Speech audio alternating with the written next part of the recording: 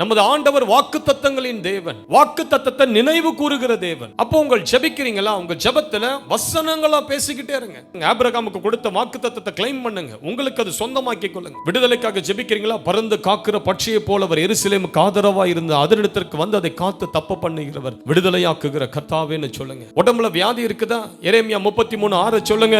அவர் சௌக்கியமும் ஆரோக்கியமும் வரப்பண்ணி என்னை குணமாக்கி எனக்கு பரிபூரண சமாதானத்தையும் சத்தியத்தையும் வெளிப்படுத்துகிற கர்த்தர். வெளிப்படுத்தல் 22:21 சொல்லுகிறது, அவர் கண்ணீர் யாவையும் துடைப்பார், இனி மரணம் இல்லை, அலறுதல் இல்லை, வருத்தம் இல்லை, பழையவைகள் எல்லாம் ஒழிந்து போயின.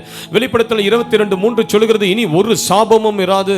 வாக்குத்தத்தங்களை பேசுங்க பிரதர். கர்த்தர் உன்னை பெரிய ஜாதியாக்கி உன் பெயரை பெருமைப்படுத்துவார், நீ ஆசீர்வாதமாய் இருப்பாய், உன்னை ஆசீர்வதிக்கிறவர்களை ஆசீர்வதிப்பேன், உன்னை சபிக்கிறவர்களை சபிப்பேன், பூமியில் உள்ள வம்சங்கள் எல்லாம் உன் மூலமாய் ஆசீர்வதிக்கப்படும். வசனங்களை சொல்லு, ஜெபத்துல நிறைய வசனங்களை மனப்பாடம் பண்ணு. வசனங்களோடு கூடிய ஜெபம் இருக்குது, அங்கதான் ஒரு ஃபயர் இருக்கும் அந்த ஜெபத்துல. அந்த ஜெபம் தான் பரலோகத்தை அசைக்கும். நீங்க சும்மா அப்படி இயேசுவின் ரத்தம் ஜெயம், இதுக்கெல்லாம் பேய் ஓடாது. நான் சொல்றேன், இயேசுவின் ரத்தம் ஜெயம், இயேசுவின் நாமெல்லாம் சொன்னா பேய் ஓடாது. வசனத்தோடு இருக்கணும், அதெல்லாம் வசனம் உங்களுக்குள்ள இருக்கணும். அதனால தான் சங்கீதக்காரன் சொல்றான், அந்த தியானிக்கையில் எனக்குள் அனல் மூண்டது, அல்லேலூயா, அப்பொழுதே நாவினால் நான் விண்ணப்பம் பண்ணினேன். தியானிக்கும் போது எனக்குள்ள ஒரு அனல், கர்த்தருடைய வசனத்தை தியானிக்கும் போது, வசனத்தை பேசும்போது எனக்குள்ள ஒரு ஃபயர் பற்றி எரிஞ்சதுப்பா.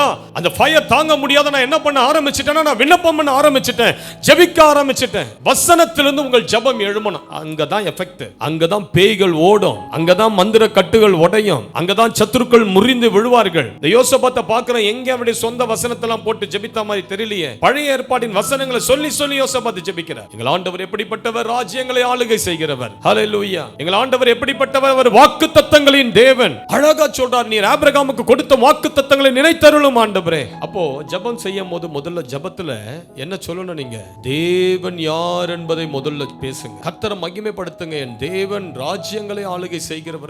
கடந்த நாட்களில் தேவன் உங்களுக்கு கொடுத்த வெற்றியை அறிக்கை செய்யுங்க. கடந்த நாட்கள் ஆண்டவர் உங்களுக்கு எவ்வளவு பலவீனத்திலிருந்து தப்புவித்து இருக்கிறார், அதை சொல்லுங்க ஜெபத்துல. எவ்வளவு பிசாசின் கட்டிலிருந்து கடந்த ஆண்டு உங்களை கர்த்தர் விடுதலையாக்கி இருக்கிறார், அதை சொல்லுங்க ஜெபத்துல. அப்ப கடந்த நாட்களில் தேவன் உங்களுக்கு செய்ததை நன்றி சொல்லி ஜெபத்துல பேச ஆரம்பி. பேசும்போது உங்களுக்குள்ள ஒரு விசுவாசம் எழும். கடந்த நாட்கள்ல ஆண்டவர் எனக்கு செய்தார்ல, அப்ப இந்த முறையும் கர்த்தர் எனக்கு செய்வார். தாயின் வயிற்றில் என்னை தாங்கினவர் என்னுடைய ஆயுள் நாட்கள் முழுவதும் நரைமுடி முழுவதும் என்னை தாங்கி என்னை தப்புவித்து என்னை காக்க என் கர்த்தர் வல்லவர்னு சொல்லி அப்படி நீங்க சொல்லி ஜெபம் பண்ணி பாருங்க. அந்த ஜெபத்துல ஒரு மகிமையை பார்க்க முடியும், அந்த ஜெபத்துல ஒரு விடுதலையை உங்களால பார்க்க முடியும்.